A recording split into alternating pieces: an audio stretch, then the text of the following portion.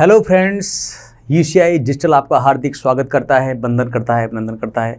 मैं आशीष sir UP को ध्यान में रखते हुए आपके लिए एक सीरीज़ लेकर के आया हूँ।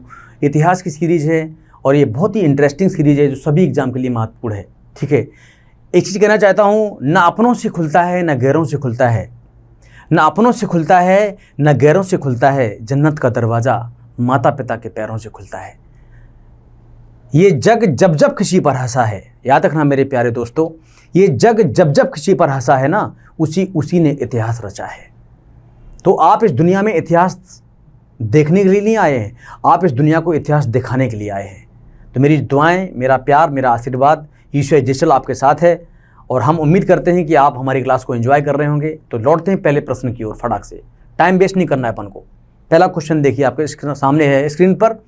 बंगाल विभाजन 1905 में हुआ, ये तो आपको सभी को पता है। लॉर्ड कर्जन के कार्यकाल में बंगाल विभाजन के पीछे ब्रिटिश सरकार का उद्देश्य क्या था? बंगाल में अकाल के कारण उत्पन्न आर्थिक स्थिति नहीं था, अव्यवस्था दूर करना, ये तो कभी नहीं हो सकता है। बंगाल में मुसलमानों के हितों की रक्षा करना, ये भी नहीं हो सकता है। बंगाल में बढ़ते हुए राष्ट्रवाद को दबाना, ये था। इसका सी ऑप्शन सही होगा, इसका सी ऑप्शन सही होगा। बंगाल में बढ़ते हुए राष्ट्रवाद को दबाना। दोस्तों, हिंदू और मुस्लिम एक हो गए थे।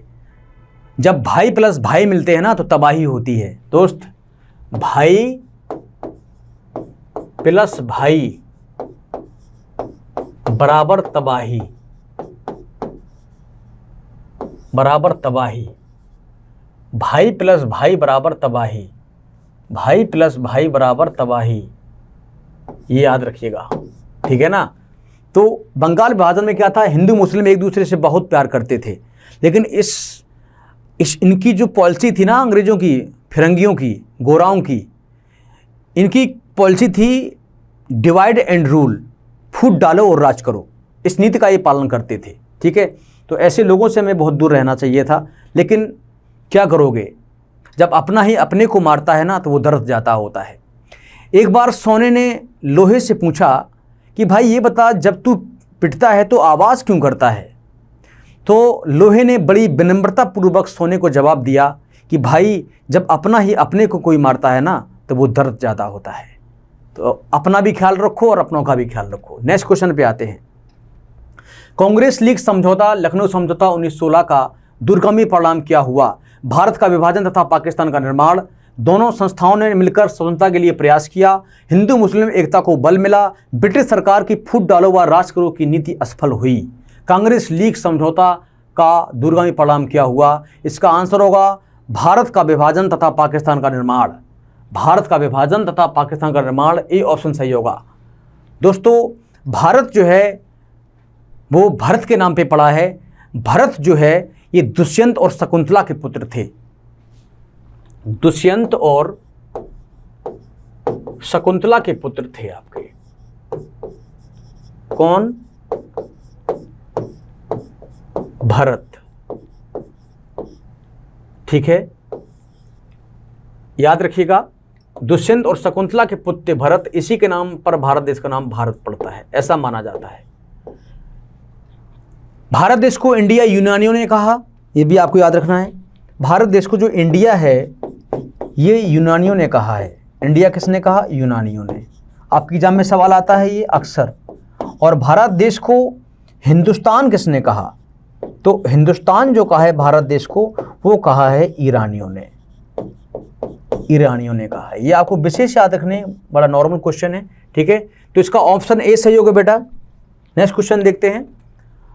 1907 में हुए कांग्रेस के उदारवादी व उग्रवादी नेताओं के बीच संघर्ष एवं मतभेद का क्या कारण था?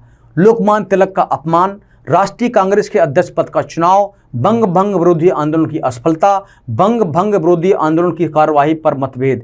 दोस्तों, राष्ट्रीय कांग्रेस के अध्यक्ष पद का चुनाव, राष्ट्रीय कांग्रेस के अध्यक्ष पद का चुनाव, ये वाला पॉइंट सही है। B will be right answer. ठीक है, लोकमान्य तिलक को लोग बनाना चाहते थे, बाल गंगाधर तिलक को, लोकमान्य तिलक को, लेकिन इस पर जो उदारवादी थे वो निर्णय नहीं ले पा रहे थे।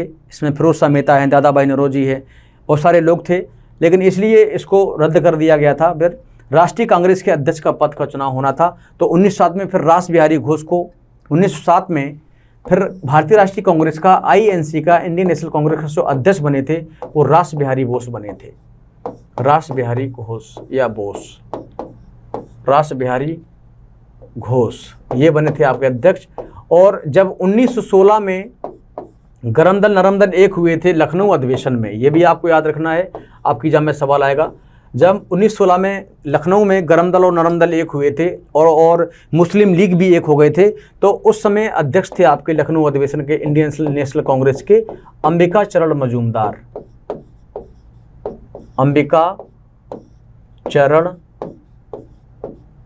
मजूमदार, ये आपको याद रखना है विशेष तौर पे, ठीक है। तो नेक्स्ट क्वेश्चन देखते हैं। 1907 के कांग्रेस के सूरत अधिवेशन की अध्यक्षता किसने की थी?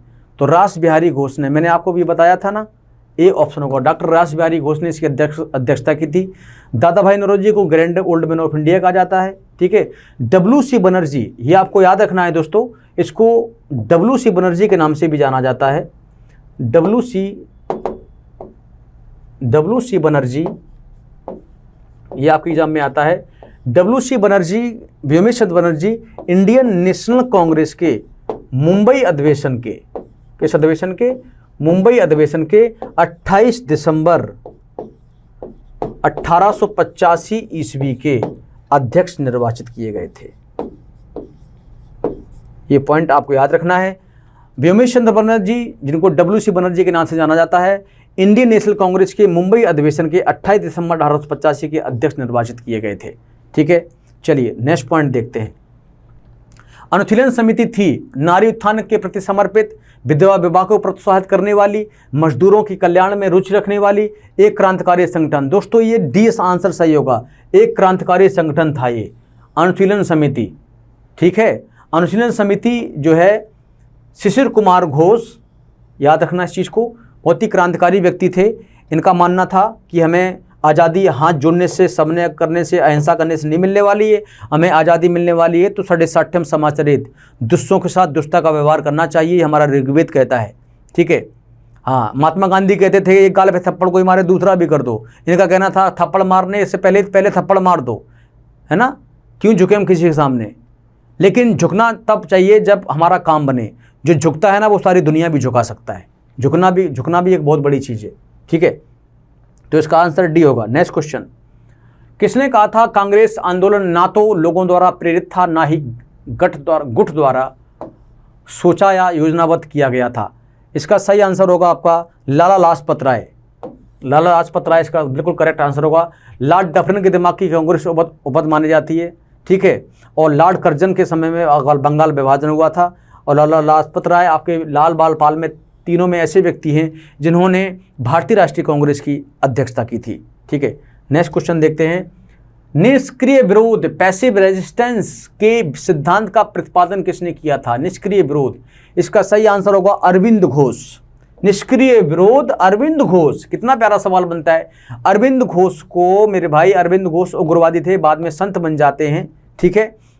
जब बसंत आता है तो प्रकृति मुस्कुराती है और जब संत आता है तो संस्कृति मुस्कुराती है। हमारा हिंदुस्तान संतों की भूमि है, देवादिदेव महादेव की भूमि है, देवभूमि पे रहते हैं। आपका सौभाग्य है मेरे भाई कि आप हिंदुस्तान की सरजमी पे हैं। हिंदुस्तान 32,87,263 वर्ग किलोमीटर फैला हुआ है। दुनिया का 7वां सबसे बड़ा कंट्री है। 2.42% लैंड अपने पास रखता है, याद रखिएगा इस चीज़ को, ठीक है। 6,41,000 गाँव हैं आपके भारत देश में, 773 ज़िले हैं भारत देश में, 2,58,000 ग्राम पंचायत है भारत देश में। हिंदुस्तान किसी से कम नहीं है, ठीक है। पूर्व से पश्चिम लंबाई 2933 किलोमीटर और उत्तर से दक्षिण लंबाई आपकी है 3214 किलोमीटर। बताऊंगा कि आपको ज्योग्राफी जब पढ़ने को मौका मिलेगा तो अब आपको बताएंगे, ठीक है। तो अरविंद घोष का सही आंसर होगा। बाल गंगाधर तिलक आंसर नहीं होगा, ना ही बिपिन चंद्र पाल होगा, ना ही महात्मा गांधी होगा, ठीक है। चलिए नेक्स्ट क्वेश्चन देखते हैं। बंगाल 1905 में विभाजित हुआ, जिसके विरोध के फलस्वरूप यह पुनर्एकीकृत हुआ। बंगाल जब विभाजन हो गया तो फिर ये 1911 ईस्वी में एक हो गया था। जॉर्ज पंचम जब भारत देश में आए थे 1911 ईस्वी में मरियम मैरी के साथ, जब जॉर्ज पंचम भारत आए थे मरियम मैरी के साथ, मरियम मैरी अपनी पत्नी के साथ, मरियम मैरी के साथ, तब इन्होंने राजधानी भी परिवर्तित की थी और बंगाल का विभाजन भी रद्द कर दिया था और हिंदू मुस्लिम एकता को सपोर्ट किया था। ठीक है, ये चीज़ याद रखिएगा। 1916 में होम रूल लीग की स्थापना होती है और 1900 में आपका उसका विभाजन होता है, बंगाल का विभाजन। और 1909 में आपका मार्ले मिंटो सुधार एक्ट आता है। क्या आता है? मार्ले मिंटो सुधार एक्ट आता है। ठीक है, चलिए नेक्स्ट क्वेश्चन देखते हैं। निम्नलिखित में से किसने युद्ध के समय भारत की रक्षा के कानून के प्रावधानों को, जिसे 1915 में पंजाब के गदर के विरुद्ध इस्तेमाल किया गया था, शांति के समय भी जारी रखना चाहा था? वो कौन थे? वो थे आपके Lord Hardinge. Lord Hardinge second, याद रखिएगा दोस्तों। युद्ध के समय भारत की रक्षा के कानून के प्रावधानों को, जिसे 1915 में पंजाब के गदर के विरुद्ध इस्तेमाल किया गया था, शांति के समय भी जारी रखना चाहता है, वो थे आपके लॉर्ड हार्डिंग। दोस्तों, लॉर्ड विलियम बेंटिंक को भारत देश में, बहुत ही बढ़िया सवाल है, ये चीज़ याद रखिएगा। लॉर्ड विलियम बेंटिंक को भारत देश में सती प्रथा, दोस्तों बहुत खतरनाक प्रथा थी ये, सती प्रथा को समाप्त करने का श्रेय दिया जाता है। राजा राम मोहन राय की सिफारिश पर लॉर्ड विलियम बेंटिंक ने अधिनियम 17 के माध्यम से, ये भी आपको याद रखना है, अधिनियम 17 के माध्यम से सती प्रथा को समाप्त कर दिया था। सती प्रथा का पहला अभिलेखी साक्ष्य में एरल अभिलेख से प्राप्त होता है। सती प्रथा का पहला अभिलेखी साक्ष्य में एरल अभिलेख से प्राप्त होता है। एरल अभिलेख से हमें सबसे पहला सती प्रथा का अभिलेखी साक्ष्य प्राप्त होता है।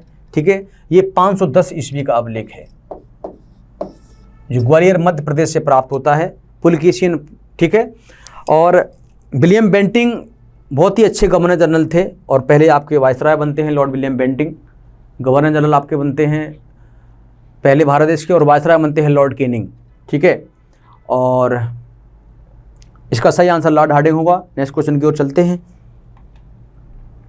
1906 में मिंटी से शिमला में मिले मुसलमानों के शिष्टमंडल ने प्रार्थना की, मुसलमानों के लिए पृथक निर्वाचन वर्ग, संयुक्त निर्वाचन वर्ग, हिंदुओं को अधिक प्रतिनिधित्व देने के लिए, मुसलमानों को मनोनयन द्वारा विशेष प्रतिनिधित्व देने के लिए। इसका सही आंसर होगा मुसलमानों के लिए पृथक निर्वाचन वर्ग, ये आंसर सही होगा। मुसलमान लोग जो हैं हमारे हिंदुस्तान में नहीं, पूरे विश्व की बात कर रहा हूँ, OIC का मतलब होता है ऑर्गेनाइजेशन ऑफ इस्लामिक कंट्री। क्या होता है?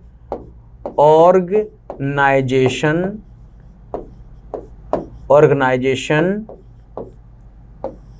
ऑफ इस्लामिक कंट्री,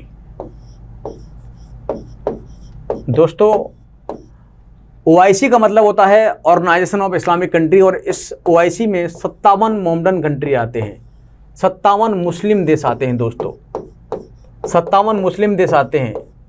और दुनिया में सबसे अधिक जो मुसलमान, जो 100% मोमडन कंट्री है, वो इंडोनेशिया है। 100% मोमडन कंट्री कौन सा है? इंडोनेशिया, याद रखिएगा, जहाँ पे सबसे अधिक मोमडन रहते हैं। वैसे सबसे अधिक मोमडन तो भारत देश में रहते हैं, लेकिन इंडोनेशिया में 100% मोमडन रहते हैं, मोमडन कंट्री है। इंडोनेशिया की मुद्रा है आपकी रुपया, यहाँ पर रुपया चलता है। और इंडोनेशिया की राजधानी पहले हुआ करती थी जकार्ता। क्या हुआ करती थी? जकार्ता। अभी यहाँ की राजधानी बदलकर कर दी गई है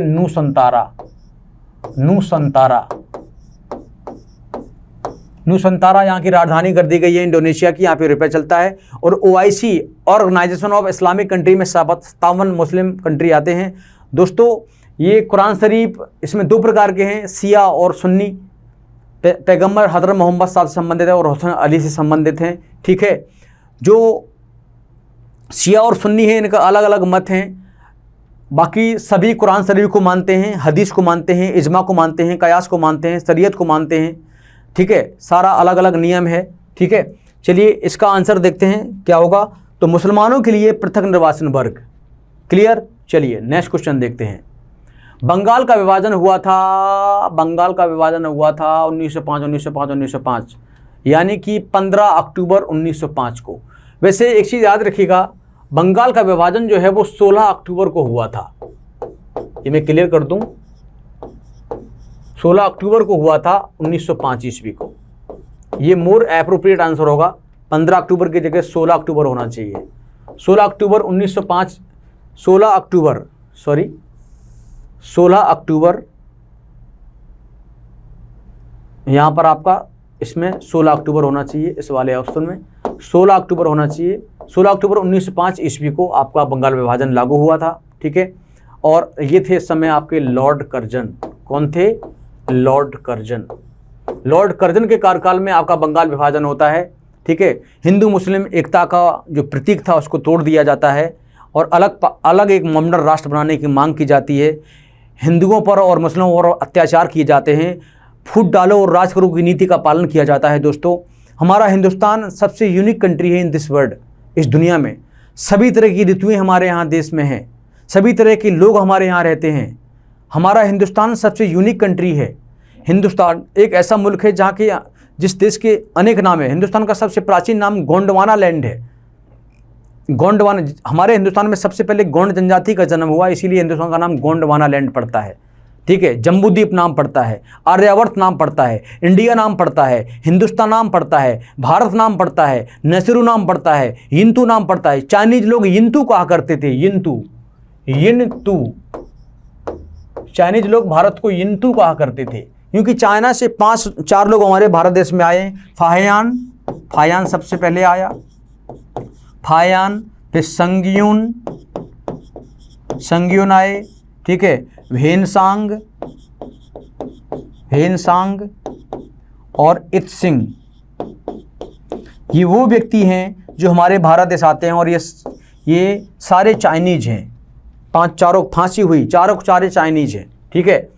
तो इसका आंसर हो गया क्लियर। नेक्स्ट पॉइंट, निम्नलिखित में से कौन सा नेता कांग्रेस के गरम दल से संबंधित था? गरम दल, अरविंद घोष, दादा भाई नौरोजी, जी.के. गोपाल कृष्ण गोखले, एस.एस. बनर्जी। दोस्तों, इसका बिल्कुल करेक्ट आंसर होगा और वो होगा आपका अरविंद घोष। अरविंद घोष, लाला लाजपत राय, बिपिन चंद्र पाल, बाल गंगाधर तिलक और अरविंद घोष ये उग्रवादी नेता थे, एक्सट्रीमिस्ट थे।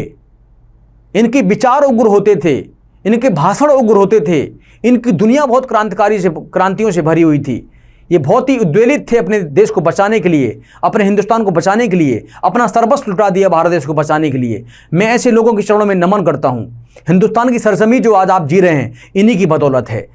आपने गाना सुना होगा, दे दी हमें आज़ादी बिना खड़ग बिना ढाल, और साबरमती के संत तूने कर दिया कमाल। मेरे भाई भगत सिंह, सुखदेव, राजगुरु को भूल गए, जतिन दास को भूल गए, असफुल्ला खां को भूल गए, मंगल पांडे को भूल गए, तात्या टोपे को भूल गए, ये ऐसे रानी लक्ष्मीबाई को भूल गए। इनका योगदान नहीं है क्या हमारे भारत देश को स्वतंत्र कराने में?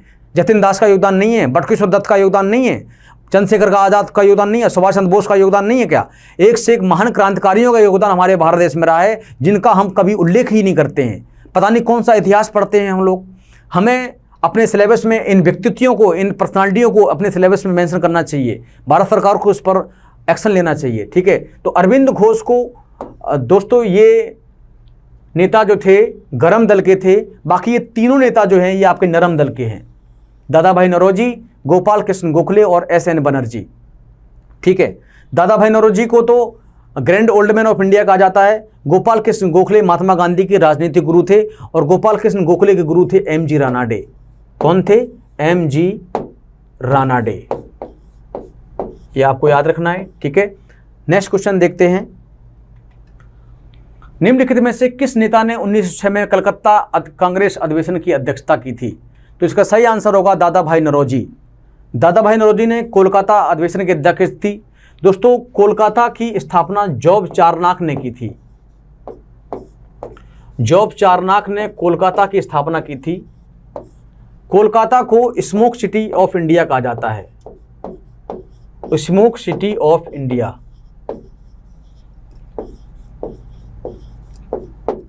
स्मोक सिटी ऑफ इंडिया कहा जाता है कोलकाता को। कोलकाता हुगली नदी किनारे बसा हुआ है। किस नदी किनारे बसा है?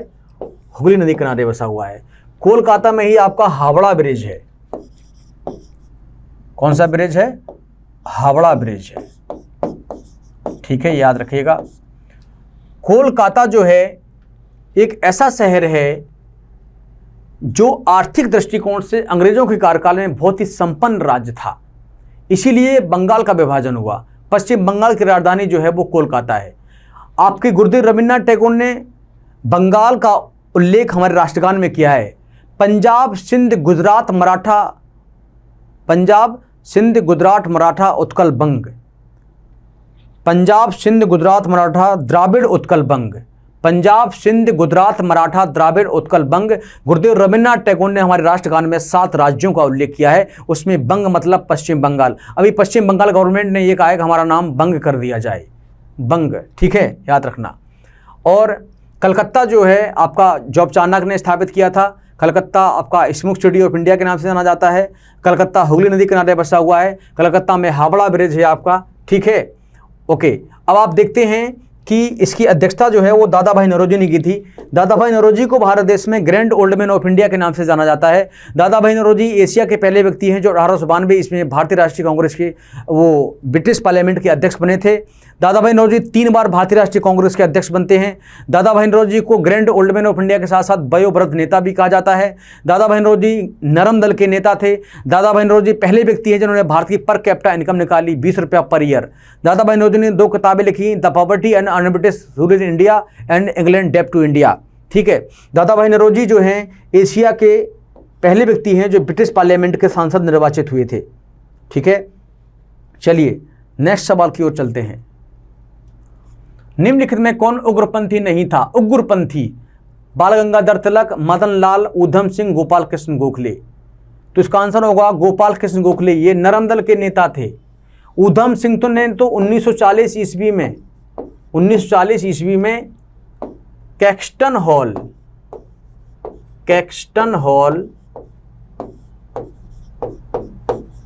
लंदन में माइकल ओ डायर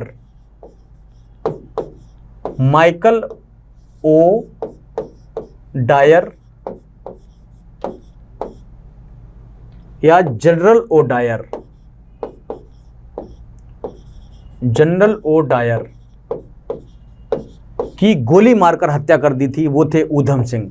19 साल वेट किया, 21 साल वेट किया भाई। 1919 में 13 अप्रैल 1919 को जलियांवाला बाग हत्याकांड हुआ था। उसके विरोध में ऊधम सिंह ने कसम खा ली थी कि मैं माइकल ओ डायर और जनरल ओ डायर को छोड़ूंगा नहीं। इनका खुद पीए बन करके रहा, अंग्रेजी भाषा को बहुत अच्छी तरीके से सीखा और गोली मार दी थी जाकर के 1940 में लंदन के कैक्सटन हॉल में इन्होंने गोली मारी थी, ठीक है। मदन लाल ढींगरा उग्रवादी नेता थे। बाल गंगाधर तिलक उग्रवादी नेता थे, मतलब लाल बाल पाल, समझ रहे ना, बहुत ही खतरनाक व्यक्ति थे। इन्होंने हिंदुस्तान को बचाने के लिए तबाही मचा दी थी। ऐसे व्यक्तियों को नमन करते हैं हम मेरे भाई, ठीक है। कभी प्रदीप ने लिखा है, दे दी हमें आजादी बिना खड़ग बिना ढाल, साबरमती के संत तूने कर दिया कमाल। अरे साबरमती के संत तूने कैसा कमाल कर दिया मेरे भाई। सत्य अहिंसा का पाठ पढ़ाने वाले मेरे भाई, आपने आंदोलन किए, मैं मानता हूँ। आपने चंपारण सत्याग्रह किया, अहमदाबाद सत्याग्रह किया, खेड़ा सत्याग्रह किया, खिलाफत सत्याग्रह किया, असहयोग आंदोलन स्टार्ट किया, सवर्ण विज्ञान आंदोलन स्टार्ट किया, भारत छोड़ो आंदोलन स्टार्ट किया, पूना समझौता किया, आपने गोलमेज सम्मेलनों में भाग लिया, है ना। आपने बहुत कुछ किया हिंदुस्तान के लिए, हम स्वीकार करते हैं। लेकिन हम इनके उपकारों को नहीं भुला सकते। वी कांट फॉरगेट, हम भुला नहीं सकते, ये चीज़ याद रखिएगा। ऐसे लोगों के चरणों में हम नमन करते हैं, ठीक है, जिनकी वजह से आज हम लोग स्वतंत्र हुए हैं। तो गोपाल कृष्ण गोखले। भारतीय राष्ट्रीय आंदोलन गर्मपंथियों के प्रभावाधीन आया 1906 के बाद, 1909 के बाद, 1914 के बाद, 1919 के बाद। तो 1906 के बाद, 1906 में एक्चुअली में बंगाल विभाजन हो गया था। उसमें मुस्लिम लीग की स्थापना हो गई थी। 1906 में मुस्लिम लीग की स्थापना हो गई थी। मुस्लिम लीग की स्थापना हो गई थी। आपके भारतीय राष्ट्रीय आंदोलन गर्मपंथियों के प्रभावाधीन आया था। 1906 के बाद मुस्लिम लीग की स्थापना हो गई थी, ठीक है, सलीमुल्लाह खां और आगा खां के द्वारा। उसके बाद हमारा भारत राष्ट्रीय आंदोलन गर्मपंथियों के प्रभावाधीन आया था, ठीक है। 1909 में मार्लो मिंटो सुधार आता है, ठीक है। 1914 में कामागाटा मारू प्रकरण होता है और 1919 में आपका आता है मॉन्टेग्यू चेम्सफोर्ड सुधार एक्ट, ठीक है। तो आपके इसका आंसर होगा 1906, ठीक है। तो thank you very much, thanks for watching, subscribe our channel. हमारा चैनल आपके लिए वो चीज़ लेकर के आया है। बहुत ही परिश्रम करते हैं हम लोग, सारी टीम हमारी, यूसीआई डिजिटल, हमारे डायरेक्टर्स, हमारी जितनी भी मैम्स हैं, जितने हमारे डायरेक्टर्स हैं, हमारे संस्थान के अध्यापक बंधु जितने भी हैं, बहुत मेहनत करते हैं। हर क्लास को पूरी तमन्ना से देखा करो, बड़ी शिद्दत से देखा करो। हर गुरु अपने आप में अच्छा होता है। गुरबिन भव निधि तरई न कोई, जो बिरंची शंकर सम होई। गुरु की भव की निधि के बिना कोई तर नहीं सकता है, भले आप शंकर भगवान क्यों ना बन जाना। मेरे भाई, देवादिदेव महादेव के चरणों में हम बारंबार प्रणाम करते हैं, ईश्वर के चरणों में नमन करते हैं और आप लोगों के लिए ईश्वर से कामना करते हैं कि आप सभी सफल हों और अपने माता पिता का नाम रोशन करें। ठीक है। पिता रोटी है, कपड़ा है, मकान है। दोस्तों, दो शब्द कहना चाहूँगा। पिता रोटी है, कपड़ा है, मकान है। पिता छोटे से परिंदे का बड़ा आसमान है। पिता है तो घर में प्रतिपल राग है। पिता है तो माँ की बिंदी चूड़ी और सुहाग है। पिता है तो बाजार के सारे खिलौने अपने हैं। पिता है तो बच्चों के सारे सपने अपने हैं। पिता पिता होता है मेरे दोस्तों। तो thank you very much. God bless you. Love you to all of you. बहुत बहुत धन्यवाद। जय हिंद, जय भारत।